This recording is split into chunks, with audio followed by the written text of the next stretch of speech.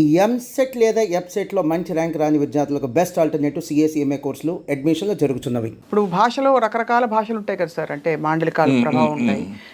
ఈ పదాలు ఇలా వాడాలి అని మీ శైలి ఏర్పడడానికి ప్రభావాలు ఎక్కడి నుంచి వచ్చాయి? నాటకరంగం నుంచి వచ్చాయి? అట్లా ఏమని లేదండి, ప్రత్యేకంగా ఏం లేదు. ఉండదు, ఆ పాత్రలకి తగ్గట్టుగా రాయటం. దేవదాస్ సినిమా కూడా నేను కామెడీకి రాయగలను. దేవదాస్ సినిమా రాయమన్నారు అనుకోండి, నేను కామెడీకి రాసుకుని వెళ్ళిపోతాను, మొత్తం ఫుల్గా నవ్విస్తాను దేవదాస్ని. అది ఎలా చేస్తారంటే నాకు అలా అలవాటు అయిపోయింది. అందుకని ఇప్పుడు అప్పుడప్పుడు నాకు సీరియస్ రీజన్లు రాయడం కష్టమైపోతుంది. సీరియస్గా రాయాలంటే నాకు నవ్వు వస్తుంది, సీరియస్గా రాయాలంటే నవ్వు వస్తుంది. ఇదేంటి ఇలా మాట్లాడుకుంటారని అది సరదాగా రాస్తాను నేను. అంటే అయితే మరి దివాకర్ బాబు గారికి జీవితం సారాంశం ఏమిటంటే మీకు కొంచెం హాస్యం ఎక్కువ కనిపిస్తుందా, హ్యూమర్ ఎక్కువ కనిపిస్తుందా లైఫ్లో? కనిపిస్తుంది.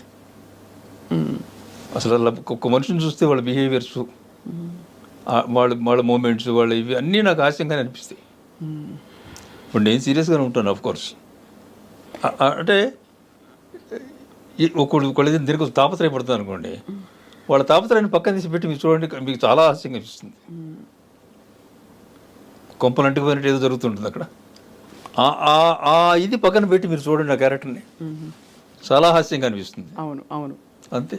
చాలామంది దర్శకులు మీ వల్ల, మీరు అంటే సినిమాకి కథలు రాయడం వల్ల, మాటలు ఇవ్వడం వల్ల హిట్ అయ్యారు అని అంటూ ఉంటారు. అలాగే మీ ప్రయాణంలో మిమ్మల్ని ఇన్స్పైర్ చేసిన రైటర్స్ ఎవరు సార్? ఆత్రేయ గారు. ఆత్రేయ గారు సినిమాలోకి రాకముందు నుంచే నాకు ఆత్రేయ గారు అంటే చాలా ఇష్టం. ఎందుకంటే బ్రెవిటీ, క్లుప్తత, చాలా క్లుప్తంగా చిన్న మాటల్లో పెద్ద విషయం చెప్తాడు ఆయన. ఉదాహరణకి ఏమైనా చెప్పగలుగుతారు సార్, గుర్తు చేయడానికి ప్రేక్షకులు? విశ్వశాంతి అనే ఒక నాటకం ఉంది ఆయనది. దాంట్లో జనం అందరూ గాలివాన వల్ల దీనివల్ల మొత్తం ఇళ్ళన్నీ పోగొట్టుకుని ఆ ఊరి పెద్ద ఒక ఆయన ఉంటాడు. ఆయన తల్లి ఒక ఆవిడ ఉంటుంది, ఒక క్యారెక్టర్, ఆవిడ పేరు భారతమ్మ, ఇది క్యారెక్టర్. ఆ ఇంటికి వస్తారు అందరూ. వస్తే రే పనులు తడిచిపోతున్నారా, లోపల రండి అంటుంది. అంటే నెక్స్ట్ డైలాగు వాళ్ళేమంటారు, అమ్మ పెద్దోళ్ళు మీ ఇంటికి మేము అడుగు పెట్టడం ఏంటమ్మా, దేవాలయం లాంటిది, ఇక్కడే ఉంటాం అమ్మ, తలదాచుకుంటే చాలు అని వాళ్ళే అంటారు. అంటే దాని తర్వాత ఏ రైటర్ అయినా ఏం రాస్తాడంటే, ఎక్సెప్ట్ ఆత్రేయ ఇంకే రైటర్ అయినా ఏం రాస్తాడంటే, అదేమిటి అలా అంటారు, మీలో ప్రవహించేది రక్తమే, నాలో ప్రవహించేది రక్తమే, చంద్రుడు వెన్నులిచ్చేది మనందరి కోసం ఇస్తాడు, నీ కోసం నా కోసం కాదు, సూర్యుడు అంతే. ఇలాంటి పిచ్చి పిచ్చి మాటలని రాస్తారు. ఒక ఆత్రేయ ఏం రాశాడు తెలుసాడండి, లవర్లండి, ఆ ఒక్క మాటలో మొత్తం చెప్పేశారు. అమ్మ అయిపోయాడు వాళ్ళకి, అంతమంది జనాలకి అమ్మ అయిపోయాడు ఆయన. అదవల్లరా రెండు లోపలికి. ఆత్రేయ మాత్రమే రాయగలరు. ఆత్రేయ గారు మాత్రమే రాయగలరు, మీరు మాత్రమే అది పసిగట్టుంటారు. తెలుస్తుందండి, చాలా మంది తెలిసింది. అని తెలిసిందా? అంటే ఒక వాక్యంలో ఉండే ఆంతర్యం అది మీరు పట్టుకున్నారు. అది అర్ధాంగి అనే సినిమాలో వీళ్ళ సావిత్రి మీద ఏవో చెప్తారు, ఎవరి గుమ్మడి గారికి. గుమ్మడి వచ్చి మున్సిఫ్, ఆ క్యారెక్టర్ మున్సిఫ్ క్యారెక్టర్. ఆ క్యారెక్టర్ అది కోడలే, అమ్మాయి ఎవరో కాదు, కోడలే. అమ్మాయి మీద అలా చేసింది ఇలా చేసింది అని ఏదో ఎక్కిస్తారు జనం. ఎక్కిస్తే ఆయన కోపట్టడానికి లోపలికి వెళ్తాడు. వెళ్ళిన తర్వాత ఆయనకి ఏదో ఒక విషయం తెలుస్తుంది, ఆ అమ్మాయి కరెక్టు, మీరు చెప్పిన వాళ్ళందరూ తప్పు అని చెప్పి ఆయనకి తెలుస్తుంది. బయటకు వచ్చాక ఏం చెప్పాలండి, ఎదవల్లారా ఏమిటి మీరు చెప్పింది, ఆ అమ్మాయి ఇట్లా మాట్లాడింది ఇంత రాయాలి. ఆయన అంటాడు, మునసబుగా వెళ్ళాను, ముద్దాయిలా వచ్చాను అంటాడు. అంటే ఏదో జడ్జిమెంట్ చేద్దామని వెళ్ళాను, నేనే ముద్దాయి వెనక్కి వచ్చాను.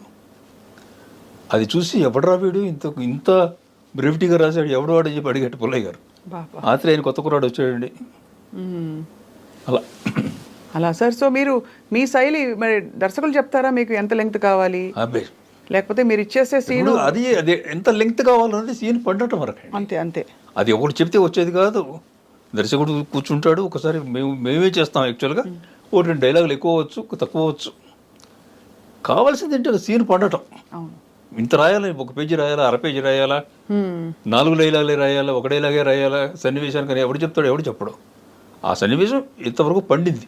ఎందుకంటే సార్ మీరు చెప్పిన శైలికి చాలా భిన్నమైన శైలి. ఫర్ ఎగ్జాంపుల్ దాసరి గారి అవును డైలాగ్, అవును పెద్ద పెద్ద డైలాగ్ ఉంటాయి. జీవితం అనేది ఆకు లాంటిది, ఆకు వచ్చి దాని మీద పడినా, ఇలా వచ్చి చేసినా, అలా చేసినా, ఇలా చెప్తూనే ఉంటారు. అవును.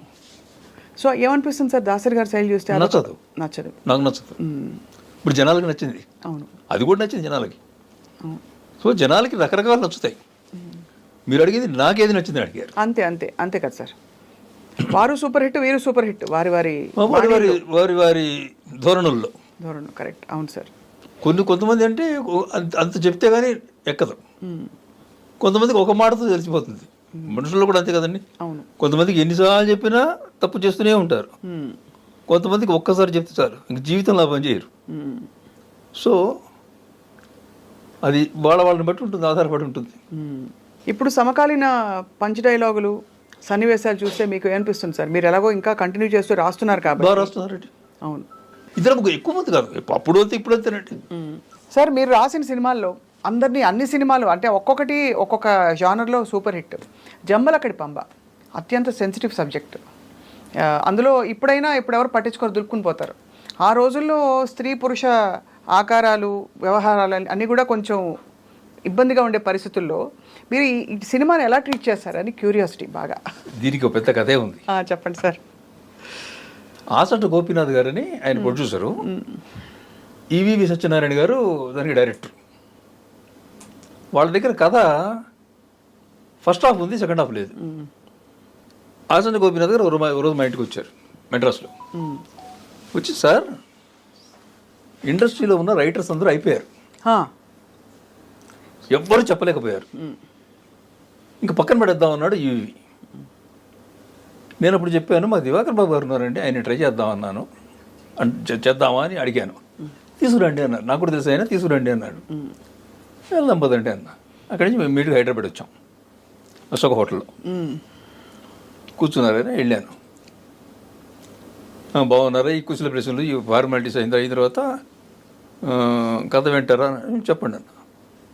ఏంటోనండి ఇంతమంది వస్తున్నారు, వింటున్నారు, నేను కూడా ఇన్ని సినిమాలు తీశాను, ఫస్ట్ హాఫ్ ఉంది, సెకండ్ హాఫ్ దొరకట్లేదండి, లింకే దొరకట్లేదు సెకండ్ హాఫ్కి, ఏం చేయాలో అర్థం కావట్లేదు, మీరేమో చెప్తారు, నేను పిలిపించాం, చెప్పండి అన్న. కథ చెప్పారు. చెప్పి మీరు ఒక వారం 10 రోజులు ఎంత టైం తీసుకోండి, 10 రోజుల తర్వాత చెప్పినా నాకు పర్వాలేదు, చెప్పండి అన్న. ఒక 10 నిమిషాల్లో చెప్తా, మీకు ఏమైనా అభ్యంతరం అన్న? 10 నిమిషాల్లో చెప్తారా? ఎస్ అన్న. వెళ్ళి బయటకు వెళ్ళి 2 సిగరెట్లు కలుసుకొని వచ్చే లోపలికి. కానీ నేను వెంటనే చెప్పగలను, కానీ ఆ 10 నిమిషాలు గ్యాప్ ఇచ్చా. మరీ ఆలోచించకుండా చెప్పాడు అనుకోండి. అవును, అంతేగా. మరీ ఆలోచించకుండా చెప్పేసాడు అనుకోకుండా ఆ 10 నిమిషాలు కావాల్సిన గ్యాప్ ఇచ్చా. ఇచ్చి, ఏంటండి మీరు చంకలో పిల్లిని పెట్టుకుని ఊరంతా ఎత్తుతున్నారు, మీ దగ్గర ఉన్నదే సెకండ్ హాఫ్, ఫస్ట్ హాఫ్ లేదు మీ దగ్గర అన్నా. అదేలా అన్నారు. ఎస్, మీ దగ్గర సెకండ్ హాఫ్ ఉంది కాబట్టి మీకు తర్వాత ఫస్ట్ హాఫ్ దొరకట్లేదు, సెకండ్ హాఫ్ దొరకట్లేదు, మీరు మీ దగ్గర ఉన్నదే సెకండ్ హాఫ్ కాబట్టి మీరు ఫస్ట్ హాఫ్ ఎతకాలి. కరెక్ట్ అండి అన్నాడు. అయిపోయింది, డన్. ఫస్ట్ హాఫ్ చేయడం ఇంకెంతసేపు చేస్తాం, ఫస్ట్ హాఫ్ అనగానే అడ్వాన్స్ ఇచ్చారు. అబ్బా, మీరే రాయండి డైలాగ్స్, వస్తాను. కూర్చొని 1 వీక్లో ఫినిష్ చేసేసాం, అయిపోయింది. అంటే ఫస్ట్ హాఫ్ అంటే అసలు వీళ్ళు ఎందుకు ఇలా మారిపోవడానికి కారణానికి ముందు వీళ్ళు ఎలా ప్రవర్తించేవాళ్ళు, అది అనేది పాయింట్. అది వేసుకుంటే ఇది పండుతుంది అన్న. ఎక్కడో చిన్న హ్యూమన్ ఇంట్రెస్ట్ కూడా వచ్చేస్తుంది, అందులో ఒక ఎమోషన్ వచ్చేస్తుంది, న్యాచురల్గా వస్తుంది కదా. అవును, అంతేగా. మొగుడు పెళ్ళాన్ని తిడుతున్నాడు, కొట్టాడు, అదే నెక్స్ట్ పెళ్ళాం వీడిని కొడుతుంది అనుకోండి, పండుతుంది.